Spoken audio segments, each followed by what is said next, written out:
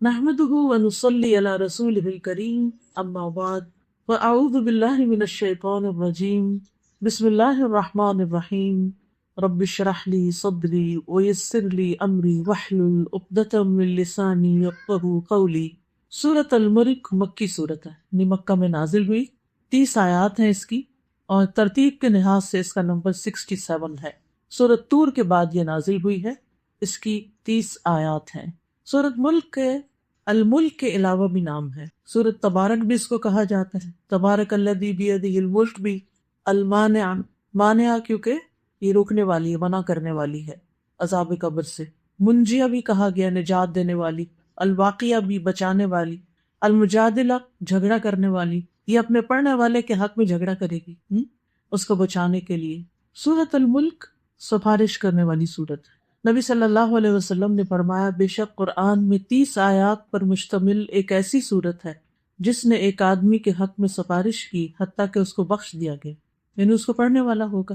نبی صلی اللہ علیہ وسلم نے فرمایا، سورۃ تبارک عذاب قبر سے بچانے والی ہے۔ سورۃ ملک پڑھنے کی وجہ سے قبر میں مختلف عذاب کو راستہ نہیں دیتے۔ اگر سن کی طرف سے آتی ہے کوئی چیز تو یہ سورت کہتی ہے کہ یہ شخص سورت پڑھا کرتا تھا تو ادھر سے تم نہیں آ سکتے۔ پھر پیٹ کی طرف سے کوئی چیز آنے لگتی تو وہ بھی کہتا ہے کہ اس کا کوئی راستہ نہیں تمہارے لیے کیونکہ یہ شخص سورت ملک پڑھتا تھا۔ اسی طرح پاؤں کی طرف سے ایک اور روایت میں آتا ہے، نبی صلی اللہ علیہ وسلم نے فرمایا کہ قرآن میں ایک سورت ہے جس کی 30 آیات ہیں، وہ اپنے پڑھنے والے کے بارے میں جھگڑا کرے گی یہاں تک کہ اسے جنت میں داخل کرا دے گی۔ اس کی تلاوت کرنا بہترین کاموں میں سے ایک کام ہے۔ نبی صلی اللہ علیہ وسلم اس سورت کو اور سورت السجدہ کو پڑھے بغیر سویا نہیں کرتے تھے، اور اس کے پڑھنے کا جو وقت ہے وہ سونے سے پہلے کا وقت۔ کبھی کبھی عشاء کی نماز میں آپ پڑھ سکتے ہیں، کوئی حرج نہیں، لیکن روٹین میں نہیں، کہ ریگولرلی روز اس کی عادت نہیں ہونی چاہیے کہ روز عشاء کی نماز میں سورت ملک پڑھ کے اپنا فارغ ہو جائیں۔ لیکن کبھی ایسا ہوتا ہے نا، انسان بہت تھکا ہوتا ہے، اس کو پتا ہوتا ہے کہ اب میں نماز پڑھتے ہی بس ہے سو جاؤں گا، تو بہتر ہے کہ پھر انسان پڑھ لیں۔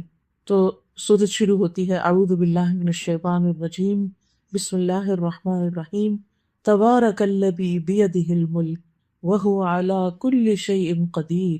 تبارک بہت بابرکت ہے۔ تبارک کا لفظ جو ہے یہ بارکہ سے ہے، بارکہ کا لفظ بروک سے بھی ہے۔ برکت میں فراوانی اور کثرت اور اضافے کا کانسیپٹ ہے، کہ کسی بھی چیز کا ابنڈنٹلی ہونا، بہت زیادہ ہونا، ڈھیروں ڈھیر ہونا۔ اور پھر جو کہ تبارک کا لفظ بروک سے بھی ہے، تو بروک کا معنی ہوتا ہے کسی چیز کا دوام ہونا، لزوم ہونا، ثبات ہونا۔ کیا مطلب ہے اس کا؟ ایک کثرت بھی، اور ایسی کثرت کہ جو باقی رہے۔ ایک ہوتا نا کہ ایک کثرت ہوئی کسی چیز کی اور اس کے بعد ختم ہو گیا، لیکن برکت ایسی چیز ہے کہ جس میں کسی چیز کا بڑھ جانا بھی ہے، بڑھ جانے کا معنی بھی پایا جاتا ہے، اور اس کے ساتھ ساتھ اس کا اس جگہ پر جم جانا بھی، یعنی اس چیز کا ہمیشہ کے لیے باقی رہنا بھی۔ عربی میں کہتے ہیں برک البعیر، اونٹ اپنے گھٹنے رکھ کے بیٹھ گیا۔ اب جس گھر میں اونٹنی ہوتی تھی یا اونٹ ہوتا تھا، اس گھر کی تو موج ہوتی تھی۔ ایک خاص طور پر اگر اونٹنی ہو کہ وہ اس کا دودھ بھی اور پھر سواری کے کام بھی، اور پھر اگر وہ بچہ جنتی ہے تو اس سے مزید آمدنی میں بھی اضافہ، تو بہت ہی خیر و بھلائی کا آنا ہے۔ یعنی جس گھر میں اونٹنی ہو وہاں سمجھے کہ کوئی غربت نہیں، پھر اس میں ان گھر والوں کی ساری ضروریات پوری ہو رہی ہیں۔ اور پھر بروک کے معنوں میں اگر لیا جائے تو اونٹنی جب بیٹھ جاتی ہے تو اس کو ہلایا نہیں جا سکتے کہ اٹھو اٹھو رو تو ایک جم اٹھ جائے، اس کو اٹھنا تو بڑا مشکل ہوتا ہے، تو وہ جم جاتی ہے، ٹک جاتی ہے۔ اور کئی چیزیں تو ایسے جیسے چڑیا ہے، کوئی چھوٹی اور اس طرح کی مچھر مکھی ہے، تو اس کے تو کوئی قریب بھی جائے تو اڑ کے بھاگ جاتی ہے یا آلے سے ہل جاتی ہے۔ اسی طرح بکری ہے، بلی ہے، کتا ہے، یہ جانور ایسے ہیں کہ جو ٹک کے نہیں ایک جگہ بیٹھتے، لیکن اونٹ اگر بیٹھے تو پھر ٹک کے بیٹھتا ہے۔ تو عربوں کی جو لینگویج ہے، عربی زبان جو ہے، اس میں بے شمار الفاظ اونٹ سے تعلق رکھتے ہیں، کیونکہ وہ ان کی زندگی کا مرکز و محور ہوتا تھا۔ تو بہرحال برکت کا معنی بھی اسی سے نکلا ہے، اور اسلامی اصطلاح میں برکت کا معنی ہوتا ہے کسی چیز میں خیر الہی کا ظاہر ہونا، اللہ سبحانہ تعالیٰ کی طرف سے اس کے اندر خیر ڈال دینا۔ اور مبارک وہ چیز ہوتی ہے جس کے اندر خیر و برکت پائی جاتی ہے۔ تو بڑھنا اور زیادہ ہونا اور بھلائی کا ثابت ہونا، اور پھر اس کا ہمیشہ قائم رہنا۔ اچھا، ایک لفظ ہوتا ہے برکت اور ایک ہوتا ہے تبارک۔ تو تبارک جو ہے اس کے معنوں میں کثرت پائی جاتی، یعنی برکت سے بھی اوپر والا درجہ ہے اس میں. یعنی ایک ہوتی ہے عام برکت، بلیسنگ، وہ بھی بہت اچھی بات ہے، لیکن جب یہ کہا جاتا ہے تبارکت الدیار، گھروں میں برکت ہو گئی، تو اس کا مطلب ہے بہت زیادہ برکت ہو گئی. جیسے کہا جاتا ہے عربی میں تبارکت النخلہ، کھجور کا درخت بہت اونچا ہو گیا. تو کھجور کا درخت جب اونچا ہوتا ہے تو وہ عام دوسرے درختوں کے مقابلے میں سر نکال لیتا ہے، یعنی ان سب کے مقابلے میں اونچا ہو گیا. اسی لیے پھر تبارک کے معنوں میں عظمت اور بزرگی میں بڑھ جانے کے معنوں میں بھی استعمال ہوتا ہے. تو اللہ سبحانہ وتعالیٰ کے نام کے ساتھ ہے تبارک اسم ربک ذو الجلال والاکرام، بہت زیادہ برکت والا ہے تیرے رب کا نام. قرآن مجید میں جہاں کہیں تبارک کا لفظ آیا ہے وہ اللہ سبحانہ وتعالیٰ ہی کے لیے آیا ہے، کیونکہ سب سے زیادہ خیر و بھلائی کا منبع اور مرکز جہاں سے سب کو خیر و بھلائی ملتی ہے وہ اللہ سبحانہ وتعالیٰ ہی کی ذات ہے. تبارک الرحمن، تبارک اللہ. اور یہاں کیا ہے؟ تبارک الذی بیدہ الملک، بہت بابرکت ہے وہ جس کے ہاتھ میں پوری کائنات کی بادشاہت ہے، یعنی بابرکت ذات ہے، مبارک ذات ہے. اور تبارک بمانا بلند ہونے کے بھی، یعنی اللہ سبحانہ وتعالیٰ کی ذات بہت بلند ذات ہے، ہر ایک سے بلند ہے. یعنی بلند کے لیے علوف کا لفظ بھی آتا ہے، بڑائی کے لیے عظمت کا لفظ بھی آتا ہے، اللہ اکبر کا لفظ بھی آتا ہے، لیکن تبارک کا لفظ بھی آتا ہے کہ بہت بلند ہے. اور تبارک کا لفظ جو ہے عربی میں تفاعل کے وزن پر ہے، اور تفاعل کا معنی ہوتا ہے برکت سے تفاعل میں حروف زیادہ ہو گئی. تو عربی میں جب ایک روٹ سے ایک لفظ نکلتا ہے جس میں کم حرف ہے اس کا معنی تھوڑا سا چھوٹا ہوگا یا کم ہوگا، اور جب اس میں حروف بڑھتے جائیں گے تو اس معنی میں شدت پیدا ہو جائے گی، وہ معنی بھی زیادہ ہو جائے گا. تو یہاں پر کیا معنی بنے گا؟ پھر وہ بہت زیادہ بابرکت ہوا، تبارک الذی، وہ بہت زیادہ بلند و بالا ہوا. اللہ سبحانہ تعالیٰ خود بلند بھی ہے، برکت والا بھی ہے. اور یہ بات بھی یاد رہے کہ کسی بھی چیز میں جو بڑھوتری ہوتی ہے، برکت ہوتی ہے، وہ صرف اور صرف اللہ تعالیٰ ڈالتا ہے. یہ کانسیپٹ ہمارے ذہن میں اچھی طرح واضح ہونا چاہیے. ہم انسانوں کو کہہ رہے ہوتے ہیں کہ یو بلیس اس، نہیں، انسان نہیں کسی کو بلیس کر سکتے، یہ اللہ کی ذات ہوتی ہے جو بلیس کرتی. یہ چیز واضح ہونی چاہیے. یعنی اللہ سبحانہ تعالیٰ برکت دینے والا بھی ہے، اور کسی چیز کے اندر اگر برکت ہے تو ڈالنے والا بھی اللہ ہی ہے. جیسے عیسیٰ علیہ السلام نے اپنے بارے میں فرمایا تھا وَجَعَلَنِي مُبَارَكًا أَيْنَمَا كُنتُ، اس نے مجھے مبارک بنایا ہے میں جہاں کہیں بھی ہوں. عیسیٰ علیہ السلام مبارک تھے، ان کے اندر برکت تھی، لیکن وہ ڈالی کس میں؟ اس کا سورس کیا ہے؟ اللہ سبحانہ تعالیٰ. اسی طرح جتنے بھی انبیاء علیہ السلام ہیں اور جتنے بھی نیکی کے کام ہیں یا خیر و بلائی کی چیزیں ہیں، ان سب کے اندر برکت اللہ سبحانہ تعالیٰ کی طرف سے آتی ہے. ان چیزوں کو اللہ تعالیٰ مبارک بنا دیتا ہے اور وہ بندوں کے فائدے کی ہو جاتی ہے. اسی طرح اب ایک سوال یہ پیدا ہوتا ہے کہ کیا بزرگوں سے برکت لی جاتی ہے؟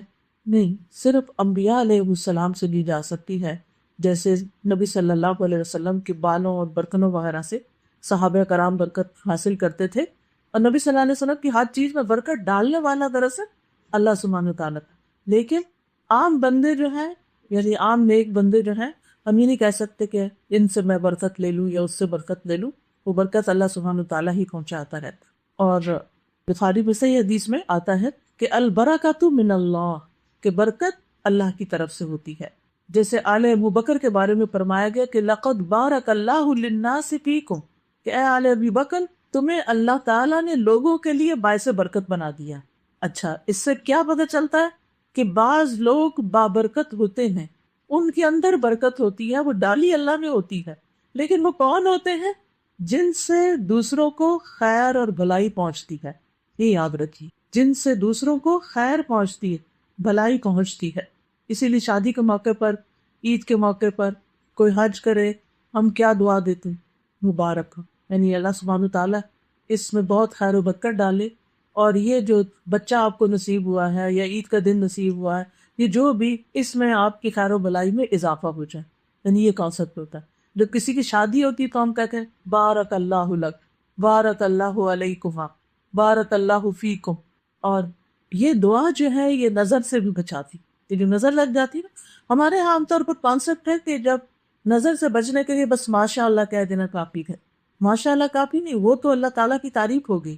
اس بندے کو جس کو اللہ نے کوئی خیر و بلائی دی ہے اس کو دعا دینی چاہیے کہ اللہ تمہیں اس میں برکت دے، یعنی یہ خیر تمہارے اندر باقی رہے۔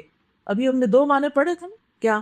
ایک خیر و بلائی کا زیادہ ہونا اور ایک اس کا جان جانا، یعنی اللہ نے کسی کو دوسروں کے مقابلے میں خیر و بلائی زیادہ تو دی، لیکن ایسا نہ ہو کہ نظر بد کی وجہ سے وہ رخصت ہو جائے۔ تو جب برکت کی دعا دیتے ہیں تو اس کا مطلب یہ ہوتا ہے کہ یہ خیر و بلائی برکت اس کے اندر باقی رہے اور اس سے یہ فائدہ اٹھاتا رہے۔ اور ہمیں اپنے گھر میں، مال میں، اولاد میں، ہر چیز میں برکت کی دعا کرنی چاہیے، کیونکہ اللہ جس کو چاہے اس کو برکتیں عطا کر سکتا۔ اسی طرح حدیث سے ہمیں یہ بھی پتہ چلتا ہے البرکۃ مع اکابرکم، برکت تمہارے بڑوں کے ساتھ ہے، یعنی جس گھر میں بڑے بزرگ ہوتے ہیں وہ گھر برکت والے ہوتے ہیں۔ تو اب اس میں یہ ہے کہ بڑوں کے ساتھ کیوں برکت ہے؟ بات یہ ہے کہ بڑے سے مراد صرف عمر میں بڑا ہونا نہیں ہوتا، اس سے مراد علم میں بڑا ہونا بھی ہوتا ہے، تجربے میں بڑا ہونا، عقل سمجھ میں بڑا ہونا۔ تو قدر کی بات ہے، جس کے پاس علم زیادہ ہوگا اس سے دوسروں کو رہنمائی ملے گی، برکت ہو گئی۔ جس کے پاس تجربہ زیادہ ہے، حکمت ہے، عقل ہے، سمجھ ہے، تو اس سے بھی کیا ہوگا؟ دوسروں کو خیر و بھلائی ملے گی۔